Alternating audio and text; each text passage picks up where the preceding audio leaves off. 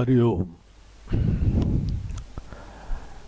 Recently a question was sent to me asking whether self-actualization is same as self-realization. Well, let me begin by categorically stating that this is not so.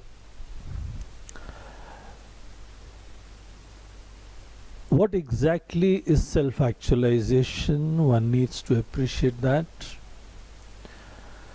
And what are the implications of self-realization? That also has to be very clearly appreciated. It is something entirely different. The very understanding of both these words is very different. The only common thing is self. It's something to do with the self. It's something subjective. But the self-actualization word is a loaded word. It's having its own conditionings. And self-realization is something very different.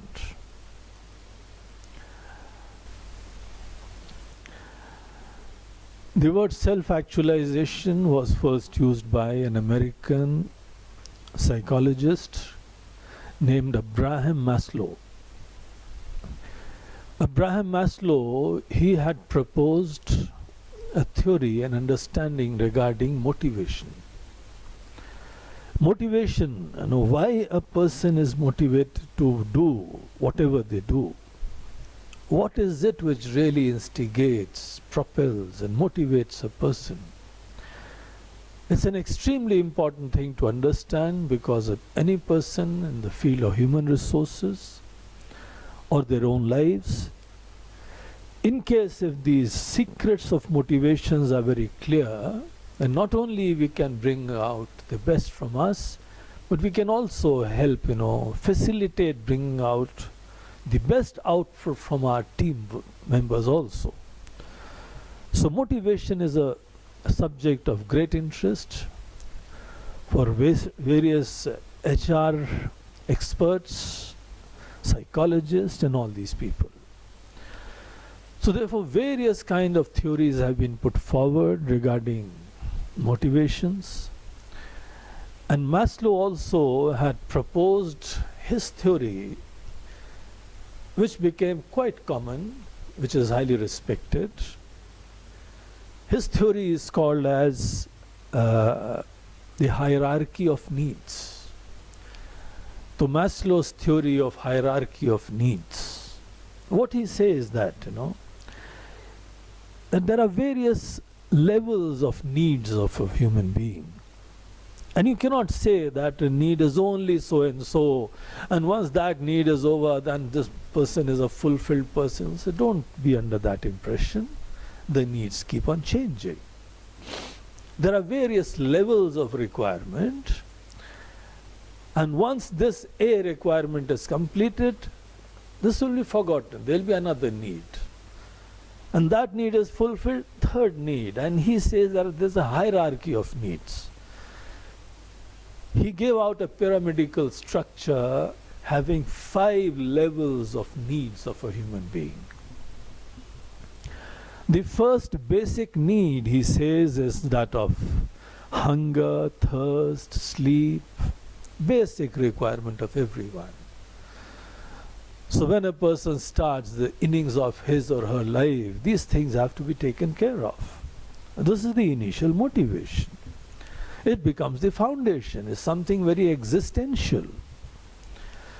It's required for my existence. And the fellow works hard, he tries to organize, and some people who already have some support from their parents, from society or whatever it is. So their basic requirements are taken care of, then another kind of needs starts, and that is of safety, security, shelter, health. This, he says, is the second need. Very, very important need of every human being all over. So just because you are taking care of the health and thirst and sleep of every person, so don't think that this fellow is now a fulfilled person. There's another need, a very strong, equally strong. And in case if the first need is not taken care of, the higher things, a person is not available for them. You cannot expect that something higher and subtle will blossom over there. So they'll be always engrossed at that lower level of existence. So the second, need of a person is of safety, security. Everybody needs to have some security, safety.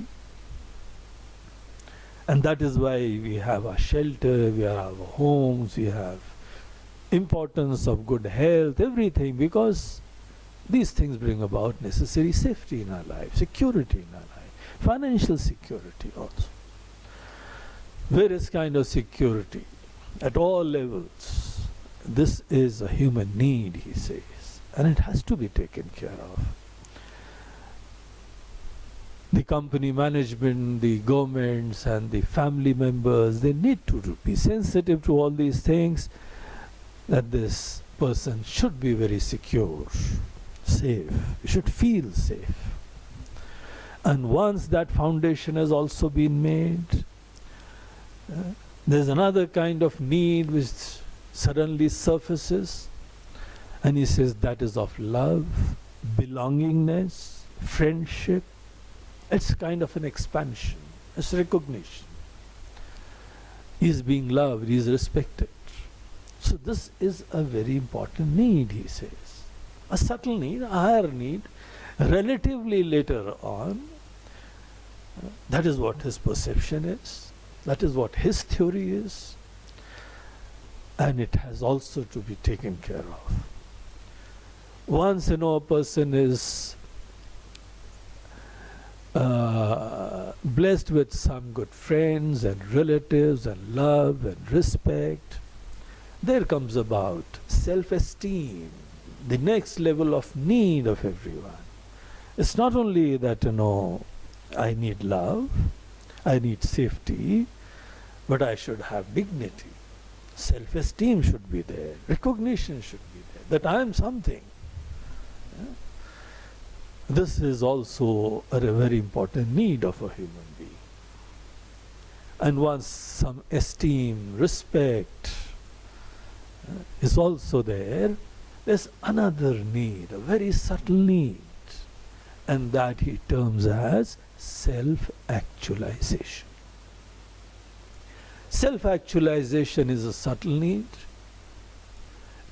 and it implies that, I have so many good qualities, capacities. I may have studied and I may have experienced something. I am proficient in a particular field, but all these things are just my capacities which were latent earlier, but because of my hard work, now they have manifested. So X amount of my infinite potentials have now manifested. And I have so many things latent in me, unmanifest in me, which I can manifest further. These things should be manifested. And in this process, I visualize that, okay, I may have this, I may have that. Whatever my intuition is there, my inspiration is there, my experience is there. The various things I see, read or dream in the world, depending on all those things, I visualize my capacities, and once I see a probability, a possibility, I need to work on them and actualize them.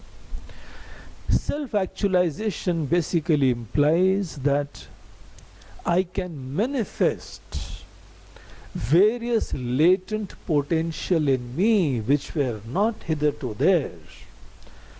They were not expressed earlier. manifested earlier, but I can do that. I can work for that. No, sky is the limit for me. Whatever I think, I can do it. So self-actualization brings about a profound confidence that I can manifest anything from me. It's just like a farmer putting a seed and extracting anything from this Mother Earth. Beautiful flowers, the medicinal plants, or food grain, or whatever it is. I can manifest from this infinite potential. I can manifest whatever I like. So I actualize. Initially it was a thought, a possibility. Now I actualize that. So this is the implication of the word actualization. Self-actualization is a possibility of trying to manifest any possible quality in my mind, depending upon my conditioning, my understanding, my appreciation, my knowledge. So whatever my impressions are there, I am the master, I can do it, and here I'll be working on this alone. So everything has been taken care of. Necessary security is there, love is there, safety is there, esteem is there, self-respect is there. But now I am very, very desperately working to manifest and actualize other possible qualities in me. Now self-realization is completely different from this. In self-realization, we are much more humble. In self-actualization, I visualize something in my mind, by my mind, depending upon my exposure, my knowledge, my society, or my, let us say, imagination. But it is a projection by my mind, a possibility by my mind. I present a possibility and pursue that possibility and actualize that possibility. So therefore, self-actualization, we always remain at the level of mind. We are pursuing an illusion, a possibility projected by my mind, and I actualize that. It's a kind of a siddhi that I can actualize. Sankalpa siddhi. Whatever I can think, I'll work for it and I'll materialize that particular thing. So you're already visualizing a possibility. In self-actualization, a person reaches only there where he had imagined that he could reach. And wherever the person is reaching, it's a possibility projected, presented by my mind. So please see this fact. This person will always remain at the level of mind. So the mind is projecting, is presenting, and is actualizing that. Certainly this requires hard work. This kind of siddhis are there. Sankalpa, very, very strong sankalpa, and I work for my sankalpa and work for it so that I become a siddha. Every siddhi is a projection of mind. So these people, they certainly come at the level of siddhas. They can dare to dream, and whatever they dream, they can materialize that, actualize that. So they are very, very important and very great people, no doubt. But these are not self-realized souls. In self-realization, we don't pursue something by the mind, of the mind, but we understand the mind itself.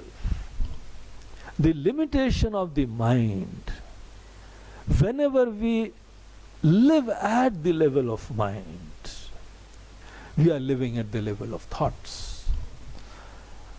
I confine myself to mere, some understanding. There's some thought about the thinker also. Thinker is also a thought. And the possibilities, the dreams of a thinker, they are also a thought. An achievement is also at the level of thought. So the dream continues. Self-realization is all about waking up from the dream of the level of mind. It's a very humble approach. We are not conditioned. We are not pursuing a conditioning. We are not pursuing a dream.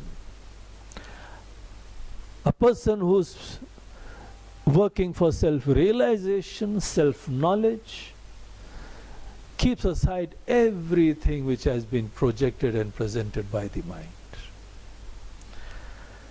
They understand, they appreciate that to live at the level of mind is to continue to remain a seeker, a limited being, an individual. Maybe a better individual, maybe a successful individual, maybe a very competent individual, but nevertheless, they have to be an individual alone, and a fragmented one, who's different from everything around. So they will be limited, they'll be fragmented, they'll be ephemeral, they'll have birth and death, they'll be at the realm of time and space. All these implications are there whenever we are living at the level of mind. Self-realization is not pursuing any dream. I don't want to dream now. Why should I dream? Who is a dreamer? Why is the necessity to pursue a dream? Is this conclusion that fulfilling a dream implies fulfillment? These people then negate such possibilities. And I want to know that who am I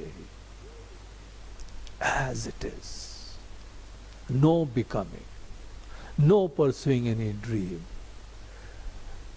no change, whatever the truth is. So self-realization is opening up the mind, keeping aside all conditioning, all actions, all karmas, Therefore, in our tradition we have these statements that sarva karma sannyasa kartavya. Keep aside all doership. I know you can do it. Upasana is all about, daring to dream something big and becoming that. All tapasvis, all rakshasas also, they could dare to dream something and actualize that. But that is not self-knowledge. Self-knowledge is all about understanding the secrets of mind. What is the thought? Who is the thinker? What is the world beyond the mind? Who am I? I am the master, I am the thinker. I am the seer of the mind. Who is that me who transcends this mind also? So this is entirely different proposition. And the scriptures for self-realization, Atma-Gyan, they are Vedanta. Vedanta is the way for self-realization, self-knowledge. If you want to understand what is that which is beyond the mind, then welcome to Vedanta. This is the only scripture which reveals in details from thousands and thousands of years when other civilizations were not around also. Vedanta had been talking about this self-realization from that ancient past. So this is something profound, this is something entirely different, this is transcendental. And this alone is the door for liberation. A person who can become anything what they can dream of, they'll continue with that process of becoming, seeking. And a person who awakes to the truth, facts as it is, sees the truth as it is, they are the liberated ones. So whenever a person is pursuing self-actualization, they are certainly very different from the millions of masses all over. They are upasikas, they are dreamers, they can materialize, execute anything. But self-realized people, they are infinite truth themselves, the timeless, the birthless, that truth themselves, which has nothing to become. It's complete by itself. So this is what is implied by self-realization. Hari Om.